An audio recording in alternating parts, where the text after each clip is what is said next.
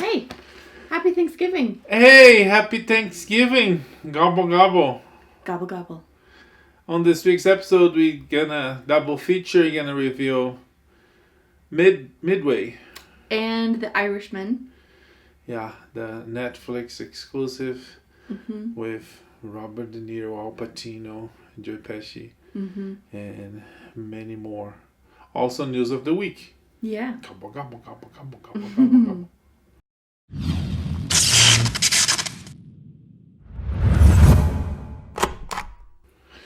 Okay, so where do we start? Midway. Okay, so this week it's today it's Thanksgiving, so we watched two, not only one but two new movies, and we watched more than that, but we're gonna review two of the movies we saw. First, we're gonna talk about this new. You start.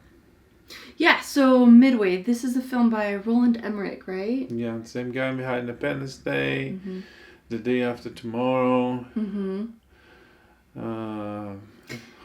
Godzilla, 2012, many more.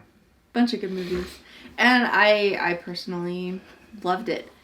And because it's this guy that did some hit or miss, did some great movies and some I wasn't expecting much, but I was surprised. It was really good. It was better than I expected. It was great. So it picks up with Pearl Harbor, and then follows through with Doolittle taking his guys to bomb Tokyo, and then leading up to climaxing ultimately with the Battle of Midway, which was a huge and decisive naval victory for the U.S. Army against Japan. And they made a great movie about it. If you blink, well, don't blink, because it's packed. There's not really any dead time or long establishing shots. None of that. Like, you're going. You got to pay attention, because there's a lot of people, a lot of moving parts. But it all seemed really important. I wouldn't take anything out, really. It is a historical movie, and it gives a lot of information and a lot of facts. And as you said, if you're not paying attention, you might miss. I mean, unless you were a special PhD historian in World War II. And it goes, that's wrong. They didn't use that kind of gun. Anyways. If not, there's a lot of information, but they deliver in a really nice way, in a really entertaining and emotional way. To deliver this movie and talk about what happened to this life of these many peoples, these tragedies, and also the victories. Yeah. A lot of heroism in this particular battle. Something that they did well that I haven't seen in too many war movies before is they spent a lot of time on the Japanese side. Like, we actually get to know some of the Japanese naval or military leadership and see kind of some of their... Yeah, we just get to see the Japanese side. We see their ships, their war rooms, some of their strategies and what they're thinking. It gave a much fuller picture, I think, of the battle. And I don't know if you caught this, the film is actually dedicated to the American and Japanese who lost their lives there. So again, a fuller picture and really showing the tragedy of it. Yes, yeah. And yeah, they did really well. It was good. Yeah, you should see it. You should see it. Film is a great way to preserve and convey history, I think, and this one, I think, is worth it. Yes, the cast is really good. And yeah, we see the USS Enterprise on World War II. And it's now a Star Trek movie. Moving on. Yeah. Okay. The Irishman. The Irishman. Another movie with known real characters based on a book called Heard You Paint Houses. I Heard You Paint Houses. Yeah. Yes. Which, like everything with the mafia, is a euphemism, right? Yes. They paint houses of blood. Yeah. Anyways. Martin Scorsese, directed by Martin Scorsese for Netflix. This huge movie. Huge because it's full. It's long. Filled with stars, and it's a long movie. It's 3 hours and a half. But the movie is really well done. It doesn't drag in any moment. No. If you are rested, if you're not tired, the movie is gonna be like 3 hours gonna go like so fast because it's really good. And we'd recommend you to watch in one sitting. Don't split. It's not a TV show. It's not a miniseries. It's a movie and should be seen as it goes. And so, directed by Martin Scorsese, based on the book. Martin Scorsese directed again Robert De Niro and Al Pacino and Joey Pesci on this sort of a true life movie about a mafia man nicknamed the Irishman. Because, wait for it, he was actually Irish. Yes. Working for the Italians. Yes. Interesting. And the main character, Robert De Niro. And the movie starts, what's the year? The 60s? Yeah, it picks up in the 60s and how he kind of makes some connections and ends up working his way up through the Italian mafia. And we meet some real known characters, real known mafia criminals.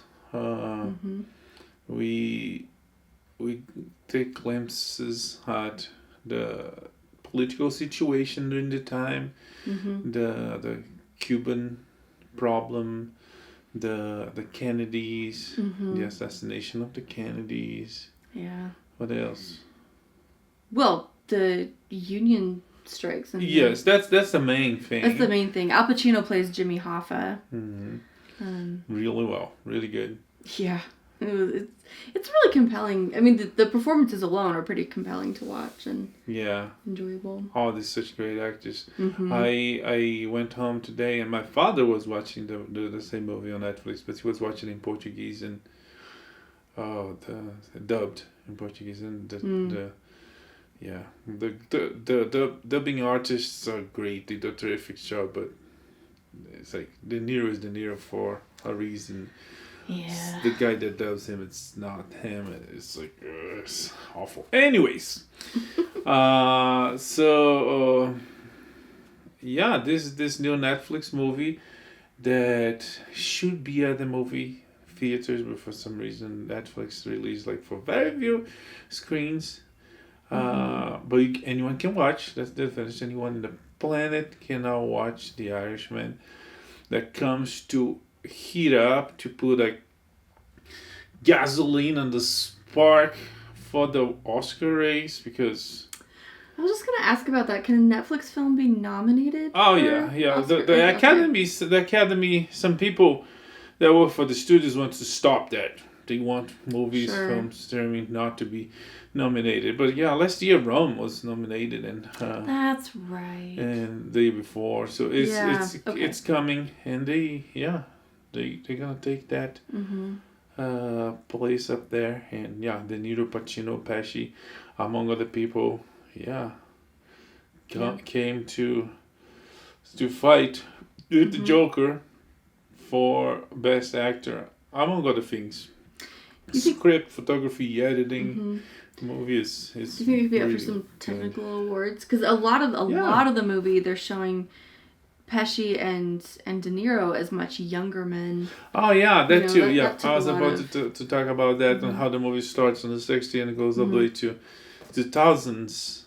Somehow, sort of, and they start young, so they use special effects combined with makeup to make them look young, and it's really good. Yeah. Yeah, it doesn't feel like Scorsese used his special effects in a really great way to tell a story. And what else? Well, what else do you see coming for Oscars? I feel like writing, directing, editing, makeup, maybe special effects. No, but like other films that we've been seeing. Because we're kind of in the thick of award season. Movies being released now are they're kind of hoping for Oscars attention, right? Yes. Yeah, there's a lot out there that we still need to see to talk about it, but yeah, this one and the Joker so far I think will be the ones up there. You have Avengers, and you come with special effects. They might try to put Robert Downey Jr. for supporting actor. They did add him to their for your consideration. Yeah, there was a lot of some controversy at the Academy. Some foreign movies nominated for the foreign language movie categories were like they got kicked out because they were in English and the category is for non-English movies. So that's complicated. Yeah. Anyways, what else to conclude this news this week? Anything? Well, Black Friday and Cyber Monday, all that stuff is coming, and just in time, Baby Yoda merch is officially available. Yeah. So knock yourselves out, kids. If you need some forceful cuteness in your life for Christmas, get one. I know. Real quick, Apple might be failing because people are not subscribing. So they'll try to bundle to fix the situation. So if you get who's giving away Apple? If you buy any Apple products like iPhones or iPads, not iPens, sorry. But if you get any Apple products, you're gonna get Apple Plus for free for a year. Also, is it AT&T? I think it's AT&T. We can fix that next week if I'm wrong. AT&T is giving away Apple for free for the subscribers. If it's wrong, don't come ask me. Look for the right one. I'm not gonna pay Apple for you. I don't pay for me. And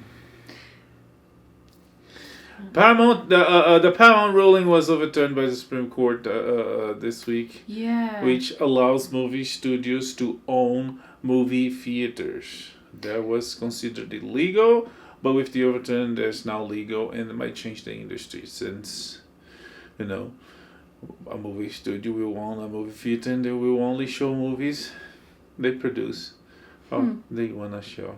So we come back to that with more details in the future. Also come back about Apple, any other news worth. But for now, Apple might be the first casualty of the streaming wars. Sure, they might survive. They might not hit Netflix or Disney or Hulu or Amazon. Who knows? It might be a secondary one, like a one for a specific niche that only people that want to see, like Hulu. A lot of people sign for Hulu just because they want to watch some specific shows. Like The Handmaid's Tale or some other show. Sure. But talking about Apple. Oh yes. Speaking of apples, this is it's a cherry pie that we'll have to do. Okay. Yeah. Good A for effort for that segue. We've got some pie to eat, so. Because it's Halloween. I mean, it's Thanksgiving. Happy Thanksgiving. Gobble, gobble. Go watch some movies. Go eat some pie. Yes. Tomorrow's Black Friday, so buy some movies. And Baby Yoda merch. Bye.